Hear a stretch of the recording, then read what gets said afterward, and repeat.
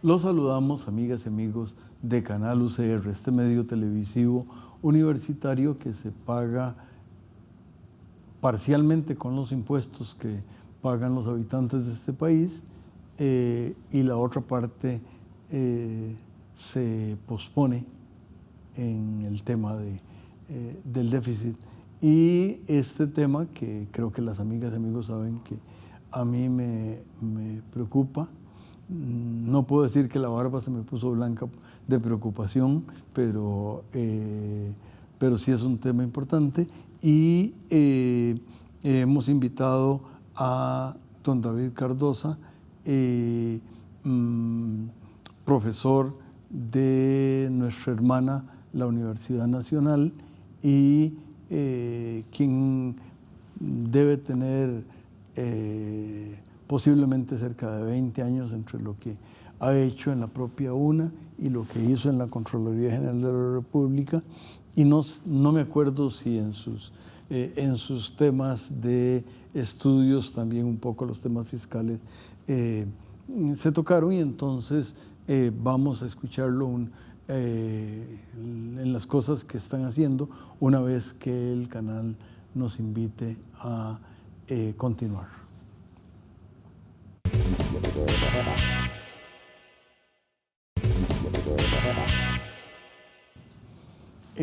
Decíamos, amigas y amigos, que el profesor Cardosa ha trabajado temas fiscales, y tal vez la otra cosa que distingue a don David es el énfasis cuantitativo. Yo desde que lo conocí, en otro contexto y en otro marco cuantitativo, pero don David era un joven con una enorme destreza en términos del trabajo cuantitativo, y entonces entre lo cuantitativo y lo fiscal tiene un activo humano la Universidad Nacional muy importante, y si yo no entiendo mal, eso les ha permitido desarrollar más de un modelo en ese marco. ¿Me equivoco, don David? Bueno, muchas gracias, don Juan Rafael, por la invitación al programa. Efectivamente, yo he venido trabajando ya en los últimos años en la Escuela de Economía de la Universidad Nacional en temas que tienen que ver con temas fiscales. Entonces, en ese contexto es que nosotros le hemos dado un énfasis a hacer no solo un análisis descriptivo de la situación fiscal, ¿verdad?, como ya muchos la conocemos, sino que hemos intentado realizar lo que se llaman trabajos más duros, con una rigurosidad científica, ¿verdad?, y aplicando todo lo que tiene en la formación un economista, ¿verdad? Entonces, a raíz de eso, hemos venido tratando de fortalecer el proyecto en varios tipos de temas y que nos llevan a los modelos. En un primer momento, con todo el tema antes de la aprobación de lo que ha sido el debate fiscal, ¿verdad?, y lo que concluyó con una reforma, ¿verdad?, mediante la ley 9635, nosotros empezamos a darnos el interés de ver qué pasaba si se aplicaba esa reforma. Entonces, durante el año 2017 empezamos a trabajar un modelo para tratar de ver sobre quiénes recaía el impuesto de ventas y su posible transformación a lo que terminó en lo que se llama un impuesto al valor agregado. Entonces, ahí con la colaboración Tal vez, don David, aprovechemos su ventaja comparativa como profesor. ¿Qué quiere decir un impuesto de valor agregado? O tal vez, si usted lo quiere replantear en otros términos, de qué manera un impuesto de valor agregado es distinto de un impuesto de ventas, que es lo que vino a sustituir. Sí, eso que usted acota es muy importante porque ya en Costa Rica lo que se ha venido pagando tradicionalmente ha sido un impuesto a las ventas. Si yo voy al supermercado y compro, hay ciertos bienes y servicios que tienen que pagar un 13% entonces tengo que pagar un poquito más de lo que yo ya llevaba en mi mente. Estaban excluidos en ese momento, para que lo entendamos así, la mayoría de servicios principalmente. Entonces, en el caso de Costa Rica, ya como un 70% de esos bienes y servicios que veníamos pagando eran casi un valor agregado. ¿Por qué se le llama valor agregado? Porque hay diferentes etapas en el proceso de ir produciendo una camisa, un pantalón, un zapato, ¿va? Y hay una parte que es propiamente lo que le agrega cada empresario, ¿va? Que puede ser toda su innovación, para ya poner un ejemplo. Entonces, ese valor se cuantifica y esa partecita es la que termina, en este caso, pagando en el nuevo impuesto, ¿verdad? Vendría a contribuir al sistema tributario del país. Entonces, en ese sentido, la propuesta radicó en eso, en tratar de ordenar la forma en que se cobraba el impuesto y principalmente todo lo que son actividades de servicio, ¿verdad? Los profesionales, si vamos al dentista, si vamos donde un abogado, algunas actividades que ya venían dando ciertos servicios, ¿verdad? Que no pagaban. Entonces, es como ser un solidario en la parte de que se quería pagar. Hay dos comentarios ahí, don David, si me permite. Uno es, había un buen número de profesionales, llamémosle, de las profesiones liberales, y no tiene nada que ver con visión política, sino de que no tienen un patrón, el médico que tiene su consultorio, el abogado que tiene su bufete, etc. Y estos no solo no pagaban, sino que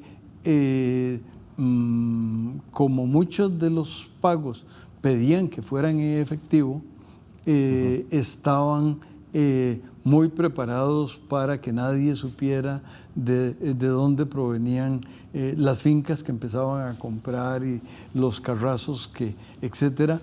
Y entonces, digamos, ahí hubo una cosa significativa. La otra es un pequeño detalle.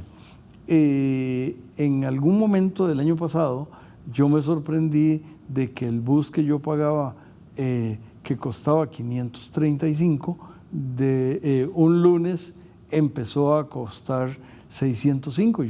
Yo me sorprendí de que el incremento haya sido 605, no es gran cosa, y 505 pues es un poquito menos, pero me sorprendió el porcentaje que eso representaba. Y no fue sino hasta algún día que vi un papel cerca de donde va el chofer que decía 535 de pasaje y la diferencia era el impuesto al valor agregado. De manera que este caballero, cuando viene a la universidad, paga ese diferencial de algo que antes no pagaba.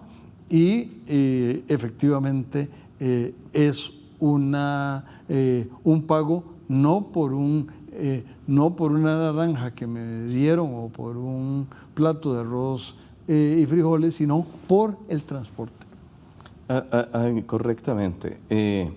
Lo que ha sucedido es que parte de la propuesta que envió el Ejecutivo era para ordenar un poco la economía, porque hay muchas actividades, como usted lo precisa, que realmente no venían pagando. Voy a poner un ejemplo como las busetas que dan el servicio de los escolares.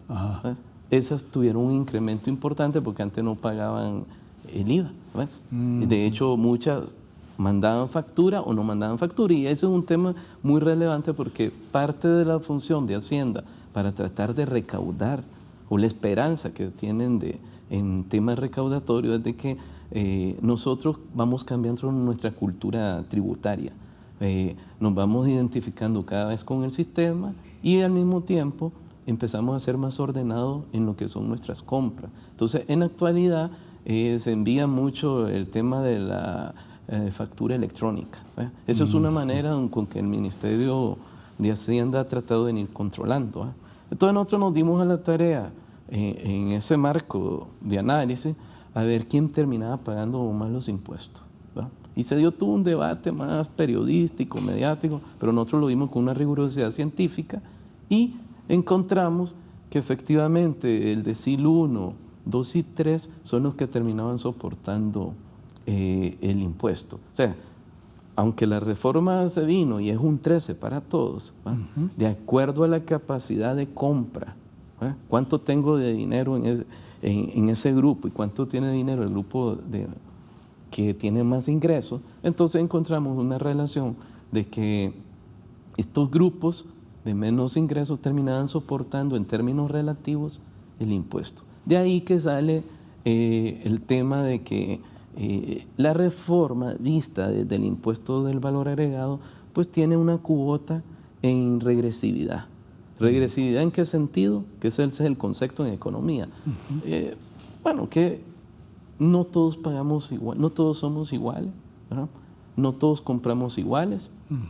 Y con el presupuesto que yo tengo mes a mes, pues yo trato de acomodar. Entonces termino sintiendo de alguna manera, como el ejemplo del bus, ¿verdad? Uno termina resintiendo de alguna manera que estoy pagando un poquito más. Entonces eso fue lo que encontramos nosotros en su momento, ¿verdad? Y lo pusimos a discusión y buscándole una salida al tema, encontramos que era importante fortalecer entonces los programas sociales, ¿verdad? Para que de alguna manera se pudiera compensar, si se puede llamar así, a estos grupos menos favorecidos. Y digamos, esa discusión tuvo dentro de la propia universidad, dentro de otros ámbitos, retroalimentación interesante, o más bien la gente no entendía bien los cálculos, porque uno de los problemas que usted y yo tenemos, y ambos somos cuantitativos, usted mucho más que yo, ahora yo casi soy un anciano florero, pero ¿cómo encontraron la permeabilidad de los que los escucharon? Sí, este punto es muy importante y quiero agradecer aquí públicamente que este programa nos da un espacio para brindar este tipo de resultados. A nivel de la universidad, en la logística de parte del rector actual, nos dio un espacio que pudiéramos ir a todas las sedes, andarlo explicando. Qué bien. Eso se logró. Fuimos inclusive a sedes de la misma Universidad de Costa Rica, fuimos al Tecnológico a explicar, fuimos a la sede de la misma Universidad Nacional. Y también se hicieron unos foros a nivel de Heredia, se hicieron en total 4 foros. Y logramos mostrar estos números, tratar de explicarlo al público. No es tan fácil, pero tratamos de explicarlo. Pero bueno, lo que decíamos es que tenían una regresividad, que soportaban algo y que deberían de buscarse en el tiempo un mecanismo para que mejorara la distribución que después de los impuestos. Eso fue lo... Pero tuvimos esa oportunidad, tal vez no a una connotación total nacional, pero sí fue muy importante. No, y además qué bueno que fueron a sedes, porque tendemos a pensar que Costa Rica es el GAM, pero hablaremos de otras cosas una vez que el canal nos sugiera hacerlo. Regresamos.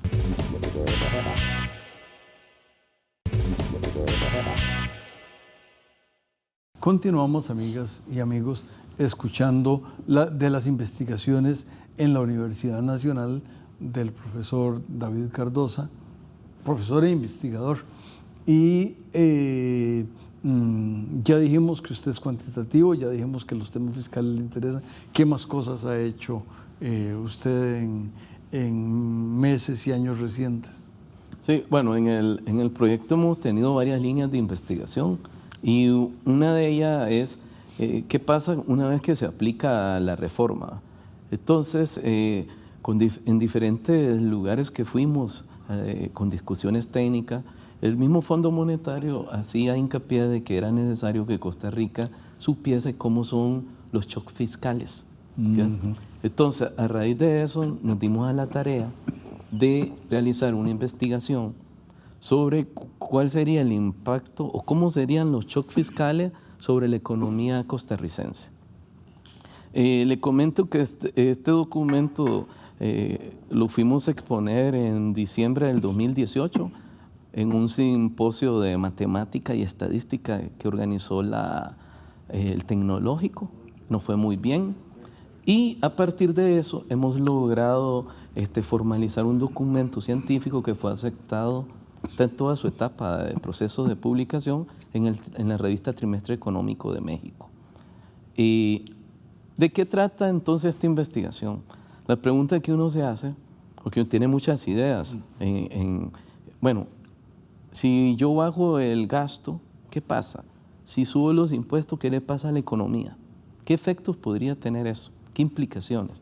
Entonces nos dimos a la tarea a retomar una metodología de un investigador, Blanchard y Perotti, ¿verdad? De 1991 en su momento, y ha hecho varias modificaciones en el tiempo, y nos empezamos a investigar que en Costa Rica como que no hay ese tipo de análisis con el nivel de profundidad que realizaron con la metodología. Y tiene que ver cómo aplicar una serie de técnicas estadísticas, específicamente econométricas, ¿verdad? Para tratar de medir cuáles podrían ser esos shocks en la economía. Entonces, hicimos una tarea de revisar el gasto primario, vimos lo que son la recaudación y lo asociamos con el Producto Interno Bruto del país.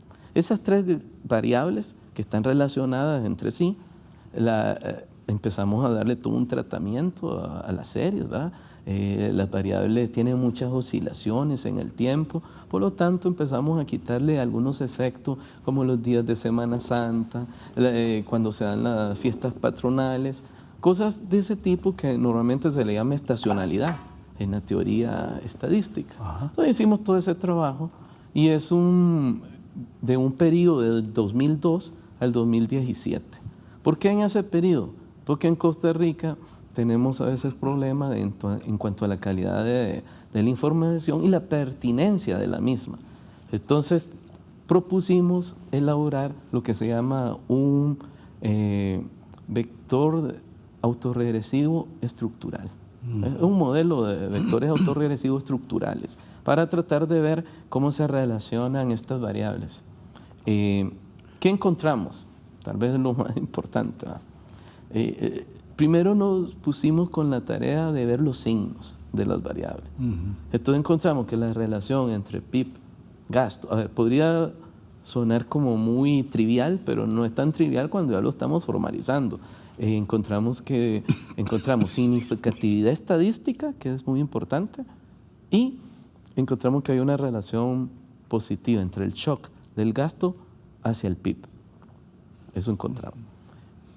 ¿Qué pasa cuando se aplica un shock de impuestos? Bueno, y esto lo tenemos que tener en la cabeza porque la reforma tuvo varias aristas. Una de ellas era el fortalecimiento del IVA, como lo hablamos anteriormente, ¿va? Pero también hay unos ajustes por medio del gasto que vienen siendo tocados por algo que ahora ha estado en discusión en los últimos días, que es la regla fiscal. Entonces, el gasto, su comportamiento, en este caso gasto corriente, vimos que tiene su efecto entonces positivo sobre PIB, y los impuestos tienen un efecto negativo, ¿no? Y lo más importante es que salió significativo. ¿Y por qué hablo de esto? Porque a nivel de Latinoamérica no siempre ha salido significativo. En esta discusión entre los economistas y los mismos estadísticos, no siempre converge que exista una verdad absoluta, ¿no? Más bien, a veces son contrarios los signos. Sí. Para el caso costarricense encontramos eso, pero encontramos lo siguiente, porque uno se podría tener una idea de que tal vez esto se activa o se desactiva si aumentamos o reducimos el gasto. Entonces, nos llevó a ver un poco lo de la teoría de lo que los keynesianos proponen. Los keynesianos tienen la idea de que estímulos fiscales van a reactivar la economía, contrario a los ofertistas que dicen que no tendría un efecto, ¿verdad?, estrictamente. Entonces, en el caso costarricense, nosotros encontramos que por un shock del gasto, bueno, entonces pensemos así, 100 colones aumentamos en el gasto, le genera 33 colones al PIB. Ese es el efecto que encontramos. Pero también esto hay que verlo como un espejo, bueno, como estarse viendo en un espejo, cuando uno se da al contrario. ¿Qué pasa cuando yo bajo el gasto? Pues tendría esa reducción, porque es una relación directa, tendría una reducción en el PIB. Y es lo que se ha estado discutiendo y creemos que a futuro deberíamos de explorar más esto para llevarlo hacia el tema de la regla fiscal. Pues nosotros encontramos, ese es un hallazgo muy importante. ¿Ves? Y no hemos encontrado como un vacío dentro de las discusiones a nivel nacional, ¿verdad?, sobre este elemento. En el caso de los impuestos, porque se acaba de aprobar algo más fuerte en los impuestos como fue el IVA y algo de ajuste en renta, encontramos que el efecto es negativo. Pero tiene la particularidad que es muy pequeño el efecto y nos da que por 100 colones que recaudemos de más, ¿va?, le genera una reducción al PIB de 14 colones. ¿Ves? Estoy poniendo esos números para tal vez que lo logremos captar, ¿verdad? Ahora, una de las cosas mucho más relevantes que encontramos en este estudio es que, ¿qué pasa cuando nosotros le empezamos a dar vuelta a esto? ¿No? ¿Qué pasa cuando, aquí estamos viendo el shock, pero qué pasa cuando el shock viene del PIB hacia las variables? Entonces, en el caso de la recaudación, que es lo que nosotros analizamos, encontramos que da por, si aquí se dan 100 colones, aquí nos darían sobre la base de los 131 más en recaudación. Entonces, de las primeras signos que nosotros encontramos y señales que nos da esto, es que vemos que parece que es muy importante entonces la famosa reactivación económica. La reactivación económica debería de haber ido de la mano, como nosotros lo discutimos durante el 2018. O sea, la reforma por sí sola, ¿verdad?, en las condiciones de crecimiento de los últimos años, daría muy poco para remediar el problema, ¿no? Entonces, tiene que ir una reforma con un nivel de crecimiento económico bastante significativo para que también le dé un empuje a la misma recaudación, ¿no? Ahora, esas cosas son de las que más encontramos en el documento. Me da la impresión, y corríjame por favor, don David, que el gobierno tiene una cierta capacidad de poner impuestos, recogerlos bien, recogerlos mal, pero que en reactivación como que no sabe siquiera dónde empezar, me parece. Es decir, uno podría esperar, por ejemplo, que el Ministerio de Industria y Comercio fuera un área que es capaz de promover fomento, pero básicamente o nos cuenta unos cuenticos de no sé qué, o dice que va a hacer simplificación de trámites, y eso debe tener como 40 años de hablarse, y si se sigue hablando es que debe todavía tener cuentas pendientes. Entonces me parece que el gobierno no sabe, y no me estoy refiriendo a este en particular, sino más o menos todos los que han sido en los últimos 40 años, tienen una limitadísima capacidad de de fomentar la producción y por ende de lograr la reactivación. ¿Me equivoco? Sí, correctamente, así es, digamos. Yo creo que, otra vez, hablando de los gobiernos, no es de sino que es una línea de cada 4 años, ¿verdad? Se viene con la misma idea que vamos a reactivar, vamos a crecer tanto, pero no se ha logrado llegar por un sinnúmero de razones, ¿verdad?, que hay. lo que se requiere, ¿verdad?, para que esta economía sea como más dinámica, tal vez de lo que ya creemos nosotros que es. Entonces, lo de la reforma, en cuanto a la parte impositiva, pasamos más de 20 años discutiendo y eso fue lo que se logró. Y podríamos pasar otros más años, ¿verdad?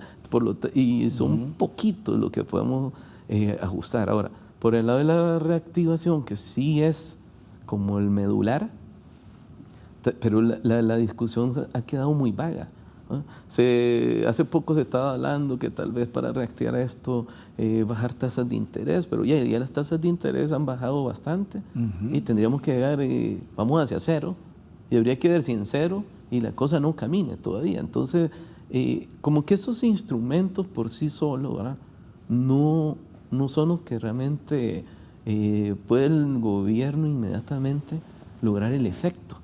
¿Verdad? Pues nosotros el efecto que logramos es llegar al final del programa, agradecerle, don David, las explicaciones y el darle a las amigas y amigos el conocimiento de lo que ustedes están haciendo y pedirle a ellas y a ellos que se queden con Canal UCR, donde hacemos la televisión que ustedes se merecen. Muchas gracias por la invitación.